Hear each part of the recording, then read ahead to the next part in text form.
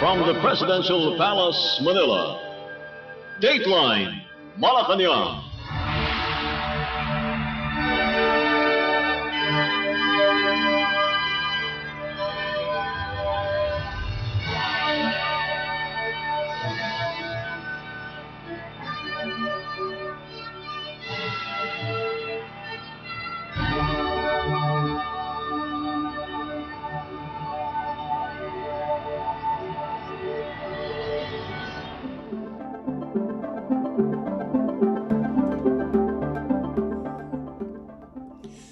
Good day.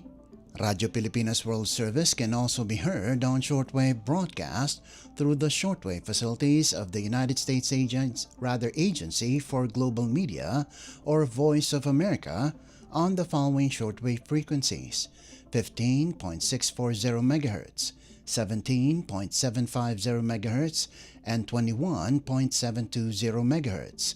I'm your host, Leo Magpayo, and this is Dateline Malacañang. Philippine President Ferdinand R. Marcos Jr. on Wednesday assured the public that government agencies are moving aggressively to roll out flood control projects across Metro Manila and other regions ahead of the rainy season. Inspecting the Gregorio Araneta Drainage Improvement Project in Quezon City, the President said the administration is implementing multiple engineering interventions under the nationwide Oplan Contra Baha program to ease flooding in long-troubled communities. The 482 million peso project involves installing two 1.5-meter diameter high-density polyethylene pipes to expand the existing drainage system. The 758-meter stretch from Caliraya Street to E. Rodriguez Sr. Avenue is targeted for completion by May 31st. G. Araneta Avenue, situated near Talayan Creek and the San Juan River, has long been one of Metro Manila's most flood-prone corridors due to frequent overflow during heavy rains. President Marcos said the upgrade is part of a broader strategy that includes drainage expansion, desilting operations, pumping stations, and river rehabilitation. He added that the temporary pumping station in the area will eventually be replaced by a permanent facility near the San Juan River. The chief executive noted that the interventions follow recommendations from NOAA, or the Nationwide Operational Assessment of Hazards Studies, which identified critical zones requiring long-term engineering solutions. President Marcos acknowledged that additional excavation work is needed before peak monsoon months, but expressed confidence that residents will feel improvements once heavy rains begin. While Metro Manila remains a priority because of its dense population and vulnerability to flooding, President Marcos emphasized that similar flood control projects are underway nationwide. Well, as you know, we're here in G. Araneta Avenue. Tinitingnan natin mga iba't ibang ginagawa natin para mabawasan ang baha. At ito ay isang bahagi lamang. This is only one part of the interventions that we will be making. For example, ito, may drainage, merong nag-desiltation para palalimin yung ilog. Tapos yung nailagay doon na malaking tubo, yun ay para sa drainage din, para yung pagka magkatubig ay dadalhin dito. Tapos bukod pa ron, meron na tayong pump dito, may bomba na rito para pagka meron na namang tubig na dumarating dito, dahil dito historically pagka masyadong malakas ang ulan o kahit na may ulan, basta may ulan lang, baha agad dito Kaya kailangan natin itong pumping station. Sa susunod siguro ay itong pumping station, temporary lang ito. Sa susunod ay gagawin natin permanent sa malapit-lapit sa San Juan River. At isang bahagi lamang ito sa napakalaking plano. Ito yung mga pinapakita sa atin. Meron tayo kasing NOAA study na ginawa ilang taon na. Ngayon pa lang natin talagang ginagawa lahat ng mga rekomendasyon doon sa study na yon. This is one of the areas that are critical. Kaya ito, nandito tayo. But it is not the only area that we are doing this kind of interventions to make sure that we find a way to bring the water, na ilabas ang tubig at para naman hindi na masyadong mabaha. Kaya kailangan pa rin natin na gumawa ng kung ano-anong bagay kagaya nito sa kabuuan. Ang ginawa po natin ay hindi para sa Metro Manila lamang. Siyempre, yan ang inuuna natin dahil masyadong highly populated at marami na apektuhan pagka may baha. Kaya ito yung inuuna natin. Ngunit, hindi dahil bumabaha rito, dito lang namin naayusin. Nahanap na kung saan nanggagaling yung tubig at gagawa naman ng paraan doon para hindi na bumaba ang tubig, para hindi na mapuno yung ilog. So these are the strategies that we're employing. It will take a little time, but we've put in a good start. Isa lang ito, napakarami ng ganito na ginagawa natin around Metro Manila at saka sa buong Pilipinas. R. Marcos Jr. Dateline Malacañang.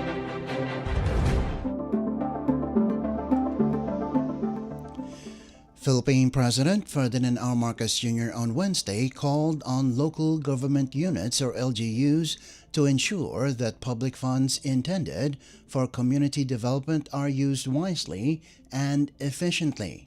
Speaking at Malacañang Palace during the mass oath-taking of the newly elected national officers of the Provincial Board Members League of the Philippines, the President reaffirmed his push for stronger, more capable LGUs as partners in inclusive and sustainable development. President Marcos stressed that tighter coordination between national agencies and LGUs is essential to closing service gaps at the grassroots level and aligning social development programs. He noted that LGUs now have access to funding through the Local Government Support Fund or LGSF, the Socio-Civic Project Fund or SCPF, and other assistance programs to implement priority projects in their communities. The chief executive reminded local officials that these resources must directly benefit their constituents, especially the most vulnerable.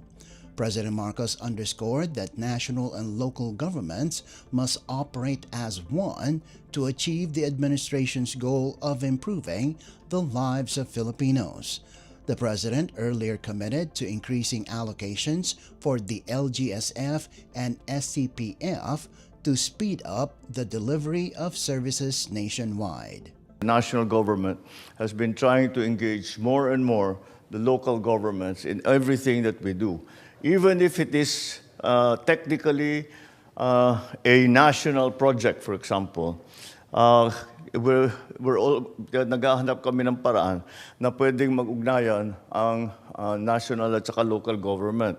Marami ng tayong programa na ganun, yung LGSF, yung Socio-Civic the development program, tapos yung sa school building na binaba namin lahat. Kaya gusto kong baguhin. I really wanted to change. Again, it's because of my experience sa local government. And kung minsan frustrating kasi parang yung national government ayaw makinig sa atin, di ba? At saka kung ano-anong gustong gawin, pero sabi hindi bagay sa amin yan at saka hindi practical. So that's why we wanted to put in the hands of the local government more, allow you to do more of this of your own initiatives. Because importante yung mga malalaking programa, malalaking project, importante talaga yon. At gagawin ng national government yon. Ginagawa na namin lahat.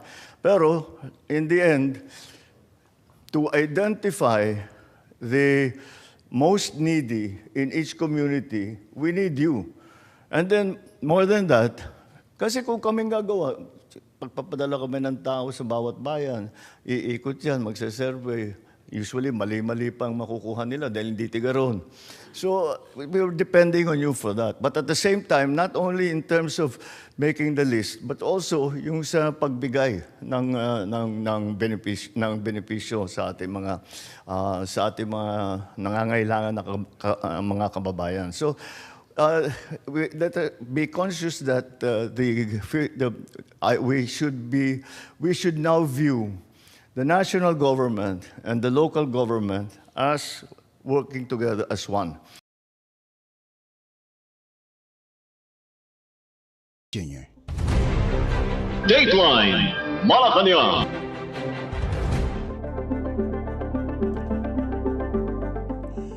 Philippine President Ferdinand R. Marcos Jr. on Wednesday welcomed Guinness World Record holder Claro Lito de Viterbo Jr. during a courtesy call at the study room of Malacañang Palace. De Viterbo, a mountaineer and long-distance endurance walker, holds the Guinness World Record for the fastest on-foot crossing of the Philippines, completing an extraordinary trek from Pagudpod in Ilocos Norte Province to Glan in Sarangani Province. The feat spanned the entire length of the country and showcased both physical endurance and environmental advocacy. Widely known as Mr. LNT, De Viterbo has become a prominent champion of environmental protection through his Leave No Trace or LNT campaign. Throughout his cross-country journey, he promoted responsible outdoor practices, sustainable travel, and heightened public awareness on minimizing human impact on natural landscapes. During the palace visit, President Marcos commended De Viterbo's achievement and his efforts to inspire Filipinos, especially the youth, to embrace environmental stewardship and responsible adventure. The courtesy call highlighted the administration's support for citizen-led initiatives that advance environmental consciousness and national pride. Dateline Malacañang.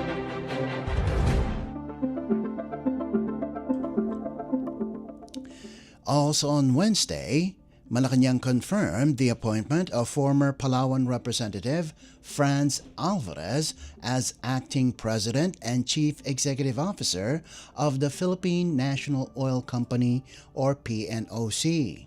Palace Press Officer Claire Castro announced Alvarez's designation in a message to reporters, adding that he will also sit as an acting member of the PNOC Board of Directors. He replaces Joel Caminade as head of the state-run corporation. Alvarez served as congressman for Palawan's 1st District from 2013 to 2022. PNOC serves as the government's primary energy arm, mandated to explore, develop, and manage the country's oil, gas, and other indigenous energy resources. The corporation plays a key role in upstream petroleum exploration, renewable energy initiatives, and programs that strengthen national energy security. Alvarez's appointment comes as the Marcos Jr. administration intensify efforts to diversify energy sources, boost local energy production, and shield the country from global supply disruptions and volatile fuel prices driven by the ongoing Middle East crisis. Dateline Malacañang.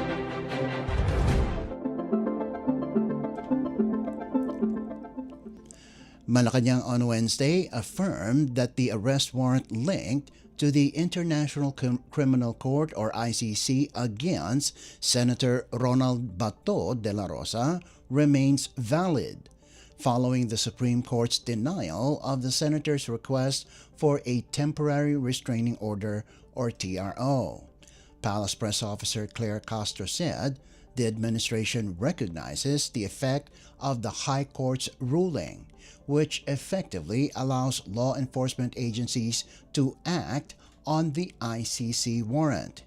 In a 9-5-1 vote during a special en banc session, the Supreme Court rejected De La Rosa's plea for a TRO and a status quo ante order that would have barred government agencies from enforcing any ICC-related warrant, red notice, or diffusion request unless backed by a Philippine court order. Castro also echoed the position of the Office of the Solicitor General, or OSG, which earlier said De La Rosa may now be regarded as a fugitive. Asked about President Ferdinand R. Marcos Jr.'s reaction to CCTV footage showing De La Rosa leaving the Senate compound aboard a vehicle owned by Senator Robin Padilla, Castro said the president believes the incident was not proper. Castro clarified that the videos presented earlier by Interior Secretary John Vic Remulla were sourced directly from the Senate's own surveillance system. This comes amid claims by Senate Sergeant-at-Arms retired General Mau Aplaska that the footage had been edited or spliced. She added that the Department of the Interior and Local Government, or DILG, Department of Justice, or DOJ, and the Office of the Ombudsman will evaluate all available evidence to determine what truly transpired. Sa ngayon, masasabi po natin na ang warrant of arrest ay valid laban dito kay Senator Bato de la Rosa. At ang lahat na maaaring interpretasyon at evaluation na sabing resolution ng Supreme Court ay ibabato po natin kay Secretary Frederick Vida. Yan din po ang pananaw ng OSG na siya po ay kinukonsidera na fugitive. Ang naipresent po sa briefing kahapon, yan po ay galing mismo rin sa Senado. So kung ano pang ebidensya na meron sila, kakailanganin po yan ng DILG, ng DOJ at ng Ombudsman para makita natin ang buong katotohanan. Castro also questioned why De La Rosa was allegedly allowed to leave the Senate premises despite being under protective custody, especially after National Bureau of Investigation agents attempted to serve the ICC warrant earlier.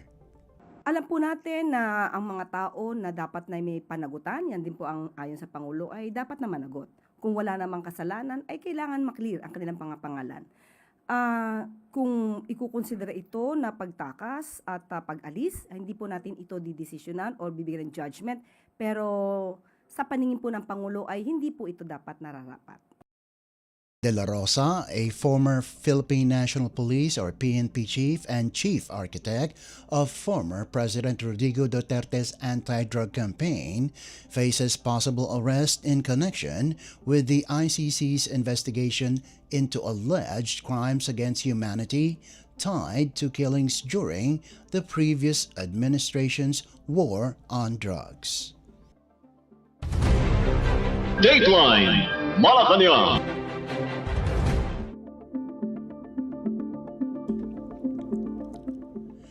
Meanwhile, the Presidential Communications Office, or PCO, on Wednesday released CCTV clips that it says show Senators Ronald Bato de la Rosa and Robin Padilla leaving the Senate premises in the early hours of May 14th. According to Palace Press Officer Undersecretary Claire Castro, the videos were among the materials presented by the Philippine National Police or PNP to President Ferdinand R. Marcos Jr. during a briefing on May 19th. The PCO said the footage was turned over by Interior Secretary John Vic Remulla, who sourced the clips directly from the Senate's surveillance system. In a phone interview with Palace reporters, Remulla described what the videos captured. He said that around 2:30 in the morning, three individuals were seen descending into the Senate parking area. Remulla said the man in white was Robin Padilla. The man in the blue jacket and cap was Senator Bato de la Rosa, adding that the third person, identified only as Jane Doe, appeared to be an assistant accompanying them. In a palace briefing, Castro asked that since De La Rosa was under the Senate's protective custody, why did they allow him to leave the Senate compound? Ayon po mismo kay Secretary John Vic Remulla, na ipakita po rito na kahit na nasa protective custody ng Senado si Senator Bato de la Rosa, at yun po ang pinanghahawakan ng NBI noong nagkausap sila, at dahil sa resolusyon na ito ay hindi gumalaw ang NBI. At sa ngayon na sila ay umalis at wala na sa protective custody ng Senado si Senator Bato de la Rosa, at tanungin po natin bakit ito napayagan ng Senado. Was Palace Press Officer Undersecretary Claire Castro. Dateline Malacañang.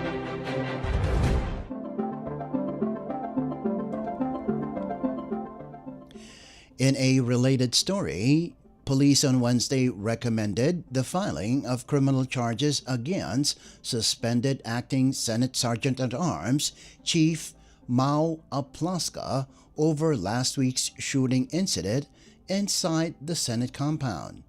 Criminal Investigation and Detection Group or CIDG Director Major General Robert A. Morico II said complaints will be lodged against Aplaska and at least two Office of the Sergeant-at-Arms or OSAA personnel who were found to have fired their weapons during the May 13 incident. Morico said their actions violated the Implementing Rules and Regulations or IRR of Republic Act or RA 11917 or the Private Security Services Industry Act. The law, enacted in 2022, outlines strict protocols for the use of force by private security personnel. He emphasized that warning shots are not included in the law's 6-level force continuum, which requires security personnel to escalate only from presence and verbal commands to physical restraint, chemical agents, temporary incapacitation, and only as a last resort, lethal force. The IRR also states that firearms may be used only in cases of imminent danger and strictly in self-defense or defense of others. He added that the CIDG found no actual threat inside the Senate during the incident, contradicting claims that OSAA personnel were responding to an attack. Morico said investigators believe the incident may have been a case of panic firing.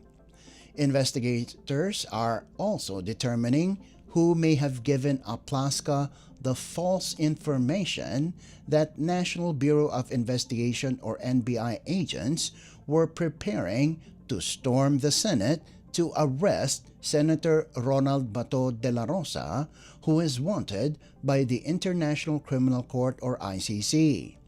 Morica noted that such misinformation could have influenced Aplaska's perception of danger.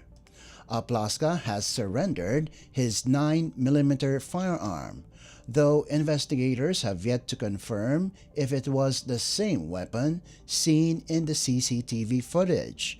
He also reportedly ignored a CIDG summons. Police recovered 44 spent cartridges from the Senate premises, fired from 4 different firearms. Senator De La Rosa, a former Philippine National Police or PNP chief and key figure in the Duterte administration's anti-drug campaign, left the Senate compound around 2:30 in the morning of May 14, hours after the gunfire. PNP Chief General Jose Melencio Nartatis Jr. earlier confirmed he departed aboard a white Toyota Fortuner reportedly owned by Senator Robin Padilla. Dateline Malacañang.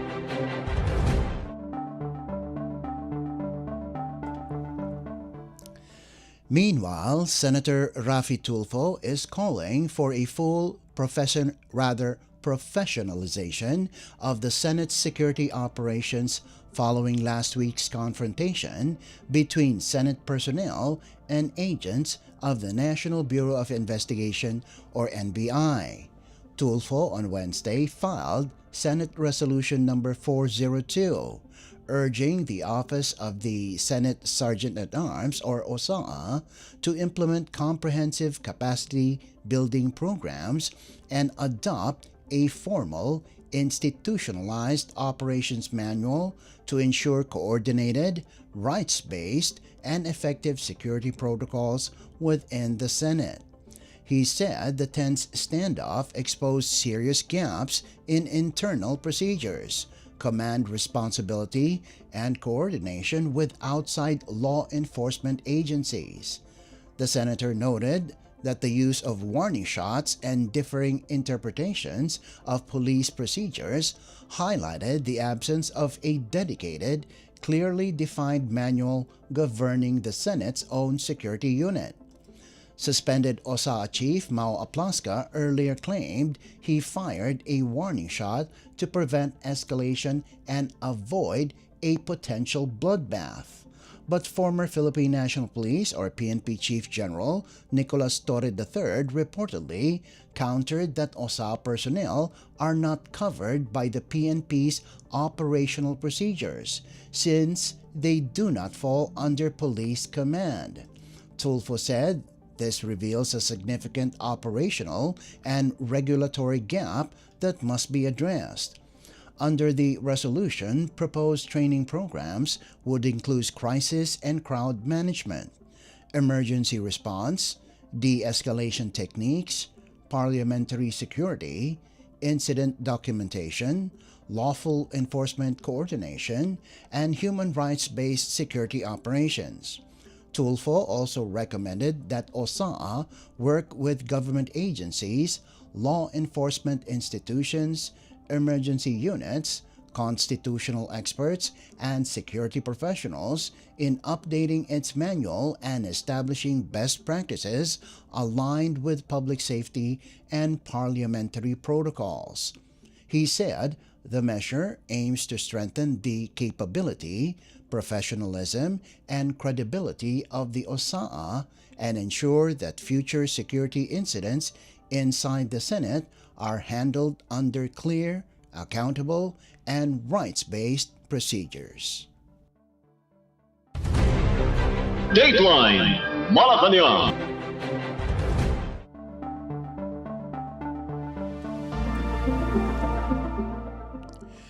The Department of Information and Communications Technology, or DICT, has launched an investigation into the temporary outage that affected the websites of the Presidential Communications Office, or PCO, and the Official Gazette on Tuesday. In a statement Wednesday, the DICT said both websites have since been fully restored and are now accessible to the public, though users may still experience slightly slower loading times as optimization work continues. Despite the restoration, the DICT's National Computer Emergency Response Team, or NCERT, is conducting a full probe and preparing audit logs to determine the cause of the disruption.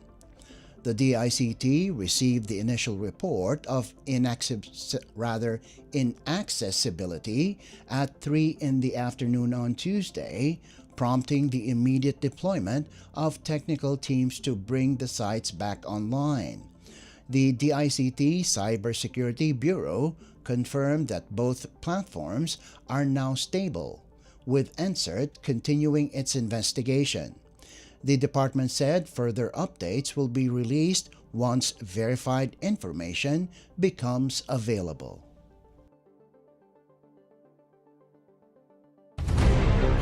Dateline Malacañang.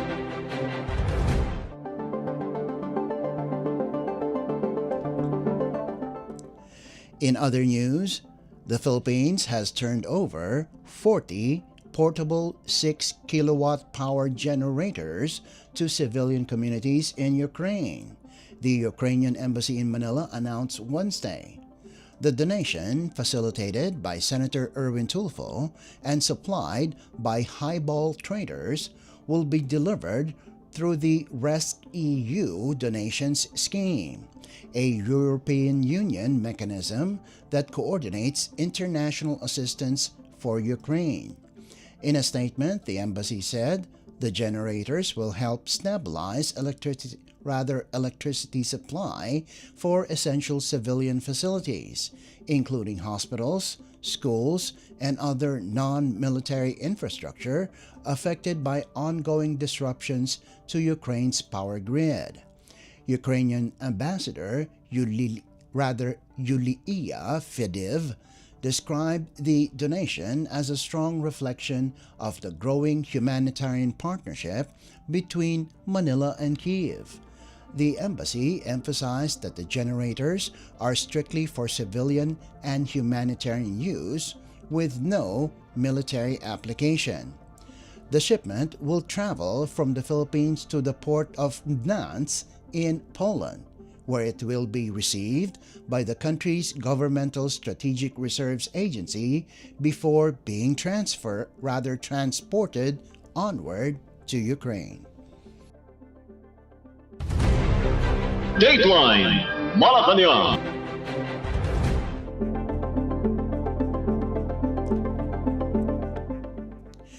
The Department of Agriculture's Bureau of Animal Industry, or BAI, said Wednesday that China's import ban on pigs, wild boar, and related swine products from the Philippines will not affect current trade, noting that the country does not export these items to China. In a statement, the BAI acknowledged Beijing's restrictions amid ongoing concerns over African swine fever, or ASF, and the long-managed classical swine fever, or CSF, in the Philippines. The agency said that while the Philippines does not currently export live pigs, wild boar, or related swine products to that market, meaning there is no immediate impact on the country's trade performance, BAI view this development through a lens of mutual understanding. The BAI assured that the Philippines continues to enforce strict biosecurity and disease control measures, adding that both Manila and Beijing remain committed to eliminating swine diseases to protect global agriculture. As of May 8th, the number of barangays or villages with active ASF cases has dropped to 8, down from 15 on April 10 and 98 at the end of 2025.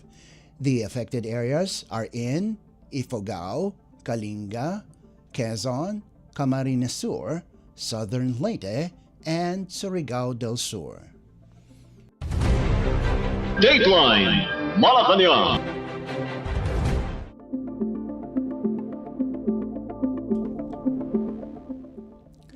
And finally, the Department of Agriculture on Wednesday assured the public that the country's agriculture sector is prepared for the possible impacts of extreme weather conditions in the coming months. The statement comes after Philippine Atmospheric, Geophysical, and Astronomical Services Administration, or PAGASA, reported a 92% probability that the southwest monsoon, or habagat, will coincide with a Super El Niño episode between June and August. In a phone interview, DA spokesperson, Assistant Secretary Arnel de Mesa said the agency's El Niño Task Force has long been activated under the directive of Agriculture Secretary Francisco Chu Laurel Jr. De Mesa warned that while fewer cyclones are expected, those that do form may be stronger, bringing the risk of severe flooding even as drought conditions persist. To mitigate the effects of prolonged dry spells, the DA is ramping up the promotion of drought-tolerant crop varieties and expanding the use of solar irrigation systems. De Mesa added that rains expected from June to July may actually benefit farmers by aiding land preparation and helping replenish major dams. The DA also assured that quick response funds are available for recovery efforts, alongside the pre-positioning of seedlings, fertilizers, and other agricultural inputs to support affected farmers. Dateline Malacañang.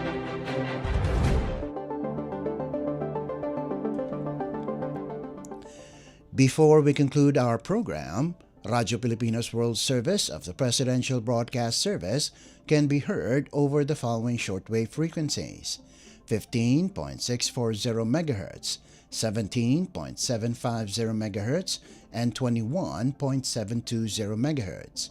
Radyo Pilipinas World Service is also live on audio streaming. Just download Evox PBS Receiver on your Google Play Store or the App Store from your Apple phone. You can also visit our Facebook page and YouTube channel. Just type in and search for Radyo Pilipinas World Service. Kindly subscribe, like, and share our posts as well. And that concludes this edition of Dateline Malacañang. For Radyo Pilipinas World Service, this is Leo Magpayo. Good day and stay safe. From the Presidential Palace, Manila, Dateline Malacañang.